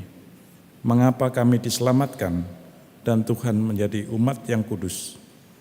Tuhan, terima kasih untuk anugerah-Mu yang besar ini dan juga tanggung jawab kami untuk kami merefleksikan kehidupan kami seturut dengan maksud dan kehendak Tuhan, di mana kami Tuhan selamatkan dan Tuhan jadikan sebagai umat kesayangan-Mu. Bapa kami yang di sorga, kami juga bersyukur untuk pelayanan-pelayanan yang boleh kami lakukan pada ibadah sore hari ini. Dan kami secara khusus berdoa untuk hamba-Mu, saudara kami, Dr. Pelita Surbakti, di dalam tugas sebagai hamba-Mu, baik sebagai pengajar, pemberita firman, dan juga di dalam rumah tangganya. Tuhan pelihara hamba-Mu ini, sehingga terus-menerus dalam hidupnya, dia boleh membaktikan dengan kasih dan setia kepada Tuhan. Ya Tuhan, perlengkapi saudara kami ini, supaya saudara kami ini boleh terus berbuah di dalam kehidupan, sampai Tuhan memanggil dan bertemu dengan muka dengan Sang Juru Selamat kami semua. Bapa, kami juga bersyukur untuk persembahan yang boleh kamu gumulkan, yang jika dibandingkan dengan kasih-Mu yang sangat besar, tidak ada bandingannya. Namun demikian Tuhan, kiranya Tuhan menyucikan dan menguduskan persembahan kami ini, sehingga boleh dikelola oleh hamba-hamba-Mu yang sudah membaktikan diri untuk mengelola setiap rupiah persembahan ini untuk pelebaran dan pelayanan firman-Mu di dalam Yayasan Bina Dunia dan juga di tengah-tengah bangsa kami khususnya. Kami berdoa ya Tuhan untuk persiapan pelayanan ibadah Paskah KPD bulan Mei yang akan datang. Kiranya penguraian firman Tuhan boleh terus-menerus dikumandangkan dan membangun setiap orang yang mendengar, baik secara langsung on-site ataupun live streaming secara online. Kami berdoa untuk hamba-Mu Pendeta Arman Barus, kiranya Tuhan mengurapi, menguduskan, menyucikan saudara kami ini, sehingga Tuhan layakkan untuk menguraikan sabda-Mu ini dan berguna bagi setiap kami yang mendengarkannya. Bapa kami yang di surga, kami mengingat juga akan Yayasan Bina Dunia dan juga komunitas Buna Pasukit. Kami bersyukur dan terus berdoa memohon rahmat dan anugerah Tuhan, agar kehadiran Yayasan Bina Dunia ini dapat terus dikembangkan, dan kami semua yang terlibat di dalamnya boleh meningkatkan kualitas pelayanan ini, sehingga menjadi berkat khususnya di daerah Toba dan juga di tengah-tengah bangsa kami, sehingga pelayanan firman terus dikumandangkan dan disebarkan luas, dan setiap orang yang mendengarkannya diperbarui kehidupannya, dan juga sebagai saksi yang hidup di tengah-tengah kehidupan mereka sehari-hari, sehingga nama Tuhan boleh kami muliakan di dalam pelayanan kami ini.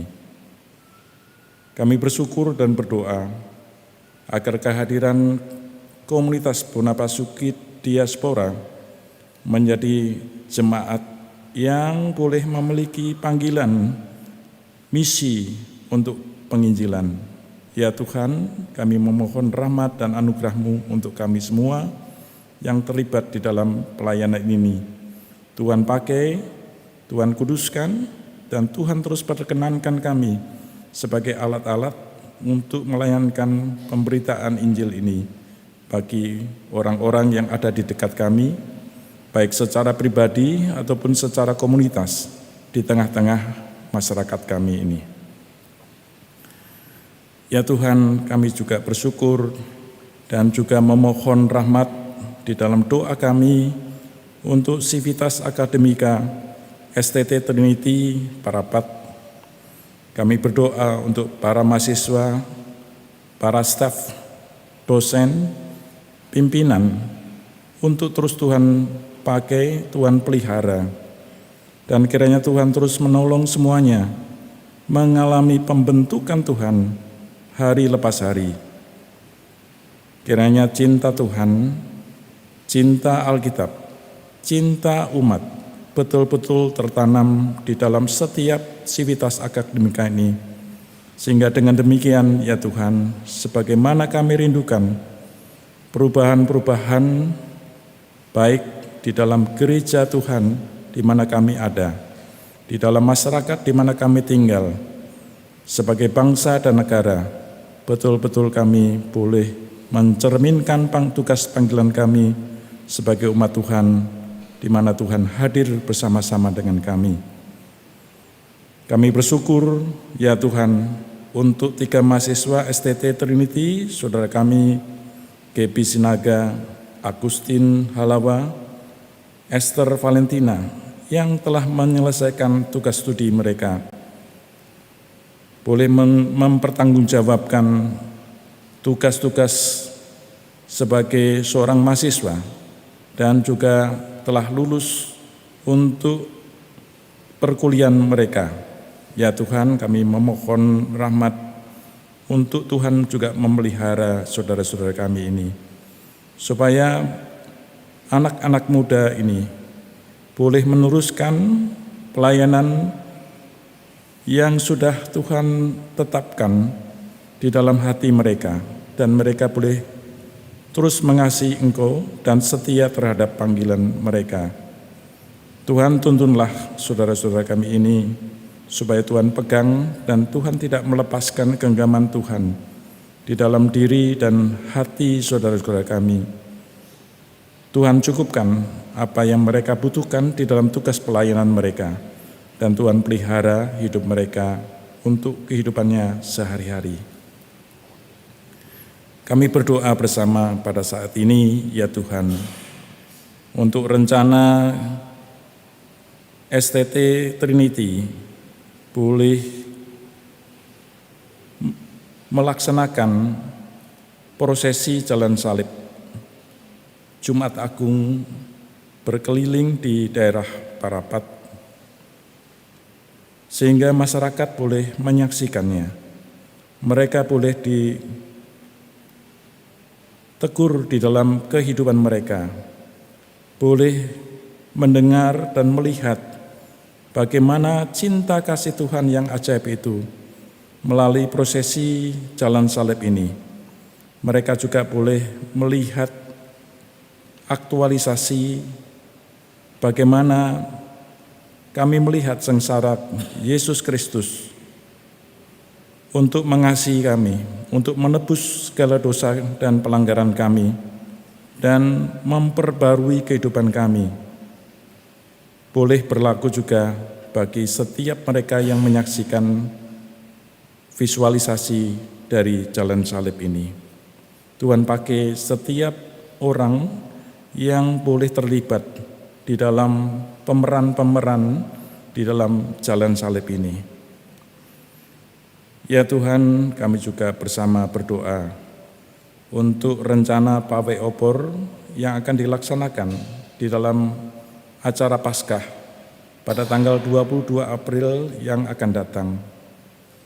Tuhan pakai acara ini supaya nama Tuhan yang dikobarkan, nama Tuhanlah cinta kasih Tuhan melalui acara-acara Paskah ini boleh terselenggara, dan kampus STT ini Tuhan pakai untuk mengumandangkan bagaimana cinta kasih Tuhan dan juga sukacita dari Paskah ini boleh diteruskan dan diwartakan melalui STT Trinity ini.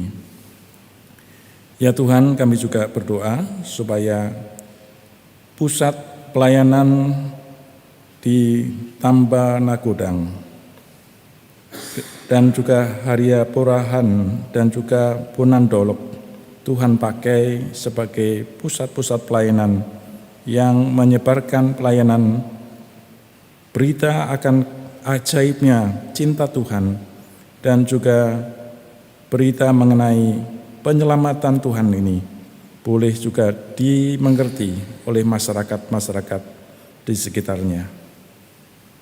Kami memohon rahmat dan anugerah Tuhan untuk setiap persiapan sampai dengan hari pelaksanaannya.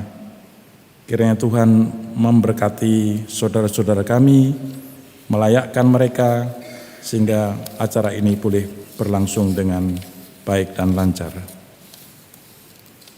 Kami berdoa bersama untuk rencana mission trip di Rumah Pusat Pelayanan Parsuburan bersama dengan orang tua asuh, saudara kami Lina Sumanjuntak, saudari kami Daulat Pardosi, Ibu Mince, tim misi, saudara kami Ira dan Nora pada tanggal 23 sampai 26 April yang akan datang.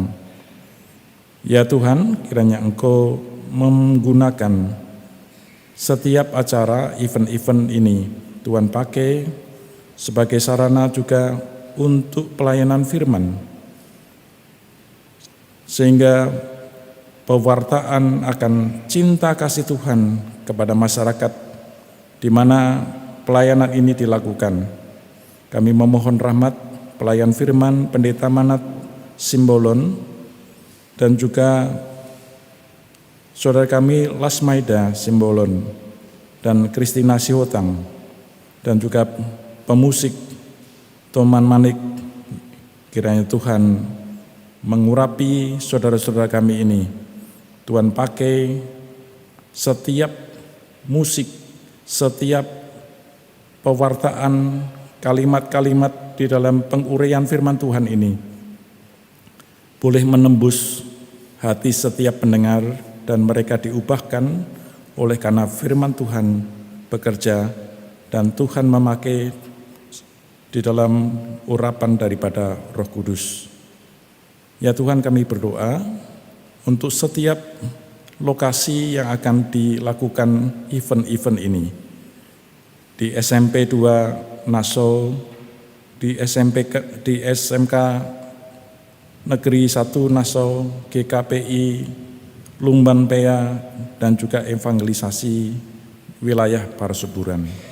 Ya Tuhan, kami memohon kiranya Tuhan melengkapi saudara-saudara kami, melengkapi setiap teknologi yang digunakan, melengkapi cuaca yang dapat mempengaruhi acara ini. Tuhan, kami memohon kiranya Tuhan boleh bekerja dan memakai saudara-saudara kami ini. Kembali kami teringat bangsa dan negara kami. Ya Tuhan, kami sangat prihatin dengan tekanan-tekanan ekonomi baik di dalam negeri dan juga luar negeri yang mengkhawatirkan kami, masa depan bangsa dan negara kami, untuk menyejahterakan rakyat dan masyarakat bangsa kami ini. Ya Tuhan, kami memohon kiranya terus di dalam diri bangsa kami masing-masing, setiap warga negara boleh terus-menerus memiliki kekuatan di dalam diri mereka untuk bertahan dalam tekanan ekonomi yang terus-menerus kami lakukan, yang terus kami alami, baik di dalam pemutusan hubungan kerja, banyak orang kehilangan pekerjaan, dan juga kehilangan daya beli di dalam masyarakat kami. Oh Tuhan, kami memohon Tuhan terus memelihara kondisi masing-masing keluarga, kondisi masing-masing pribadi yang mengalami kesulitan yang bertubi-tubi ini. Dan kepada kami ya Tuhan, Tuhan juga berikan juga terus-menerus hikmat dan juga daya juang di dalam kami boleh bekerja untuk kami memperhatikan saudara-saudara kami yang kesulitan di dalam kehidupan mereka. Sehingga ketika ada waktu yang sudah kami lalui, kami juga boleh bersyukur karena Tuhan memakai kami masing-masing. Di banyak tempat kami juga melihat kesengsaraan bangsa dan saudara-saudara kami karena tertimpa oleh banjir di mana-mana tempat. Ya Tuhan, kami memohon rahmat dan anugerah Tuhan. Kiranya tangan kami juga diberikan keringanan untuk mengulurkan support baik secara moral dan juga material kepada mereka. Kiranya Tuhan juga memelihara saudara-saudara kami yang tertimpa bencana banjir dan juga bencana alam lainnya di tengah-tengah bangsa kami ini. Ya Tuhan, inilah doa dan juga permohonan kami.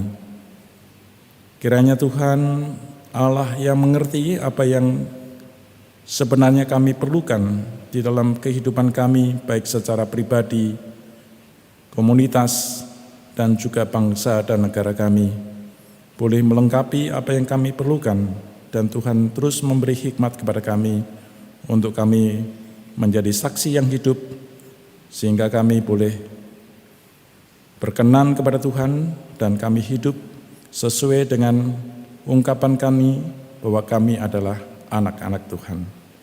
Terima kasih ya Bapa. Di dalam Putra-Mu Tuhan kami Yesus Kristus, kami bersama-sama berdoa. Amin.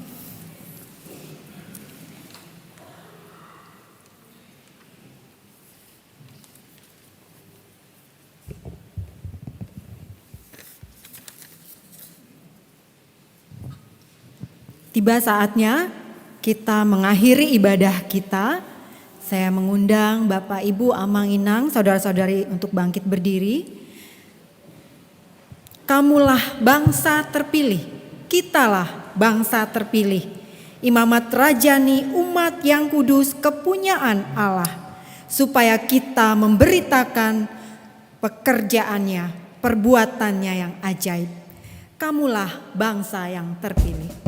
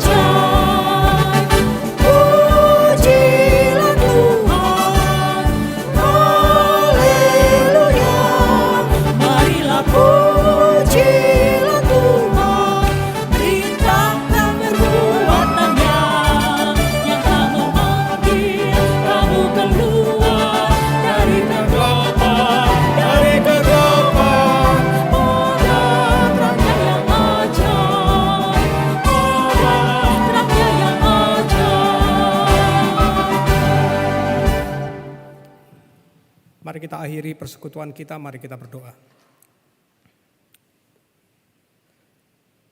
Tuhan, kami tak henti-hentinya mengucap syukur karena Engkau telah memanggil kami untuk semakin mengenal-Mu melalui berbagai wadah. Salah satunya Tuhan melalui komunitas Bonapasugit yang hari ini kami nikmati. Kami bersyukur untuk para pengurus yang telah memberikan waktu dan pemikiran mereka di tengah-tengah berbagai kesibukan mereka. Mereka memiliki kepedulian. Kami berdoa untuk mereka ya Tuhan. Kiranya Engkau tambahkan sukacita yang daripada-Mu. sehingga Tuhan pelayanan mereka di komunitas ini tidak sia-sia. Bahkan melalui mereka ada banyak orang menikmati kasih-Mu. Kami bersyukur juga untuk para pelayan yang telah melayani kami sehingga kami boleh menikmati persekutuan ini. Kami berdoa ya Tuhan pada mereka juga, Engkau anugerahkan sukacita dimanapun mereka berada. Biarlah hikmat daripadamu Engkau curahkan, kepintaran yang daripadamu Engkau curahkan, sehingga mereka pun boleh selalu menjadi berkat. Kami bersyukur juga ya Tuhan untuk lawatan firman yang hari ini mengingatkan kami kembali. Kami akan membawanya pulang ya Tuhan. Kiranya kami bukan hanya mendengar, tetapi juga melakukannya. Sebagaimana sabdamu, orang yang mendengar dan melakukan, laksana orang yang bijaksana, yang membangun rumah di atas batu. Dan ketika badai kehidupan datang, rumah itu kokoh, tidak hancur, tetapi kuat. Biarlah ya Tuhan ajaran-Mu itu boleh kami ingat, sehingga kami pulang dari tempat ini menjadi pelaku-pelaku firman. Kami akan berpisah dan kembali ke rumah kami masing-masing, sebagaimana Tuhan telah menyertai kami hadir di tempat ini. Demikian jugalah Tuhan menyertai kami sehingga bertemu dengan saudara kami dengan sukacita. Inilah doa ucapan syukur permohonan kami. Dalam nama Tuhan Yesus Kristus yang telah mengajari kita berdoa. Bapa kami yang di surga, dikuduskanlah nama-Mu. Datanglah kerajaan-Mu, jadilah kehendak-Mu di bumi seperti di surga. Berikanlah hari ini makanan kami yang secukupnya, dan ampunilah kami akan kesalahan kami, seperti kami juga mengampuni orang yang bersalah kepada kami. Dan janganlah membawa kami ke dalam pencobaan, tapi lepaskanlah kami daripada yang jahat. Engkaulah yang punya kerajaan dan kuasa dan kemuliaan sampai selama-lamanya. Amin. Jemaat Tuhan yang terkasih, pulanglah, marilah kita menerima berkat daripada Tuhan kita. Tuhan memberkati kita dan melindungi kita. Tuhan menyinari kita dengan wajah-Nya dan memberi kita kasih karunia. Tuhan menghadapkan wajah-Nya kepada kita dan memberi kita damai sejahtera. Amin.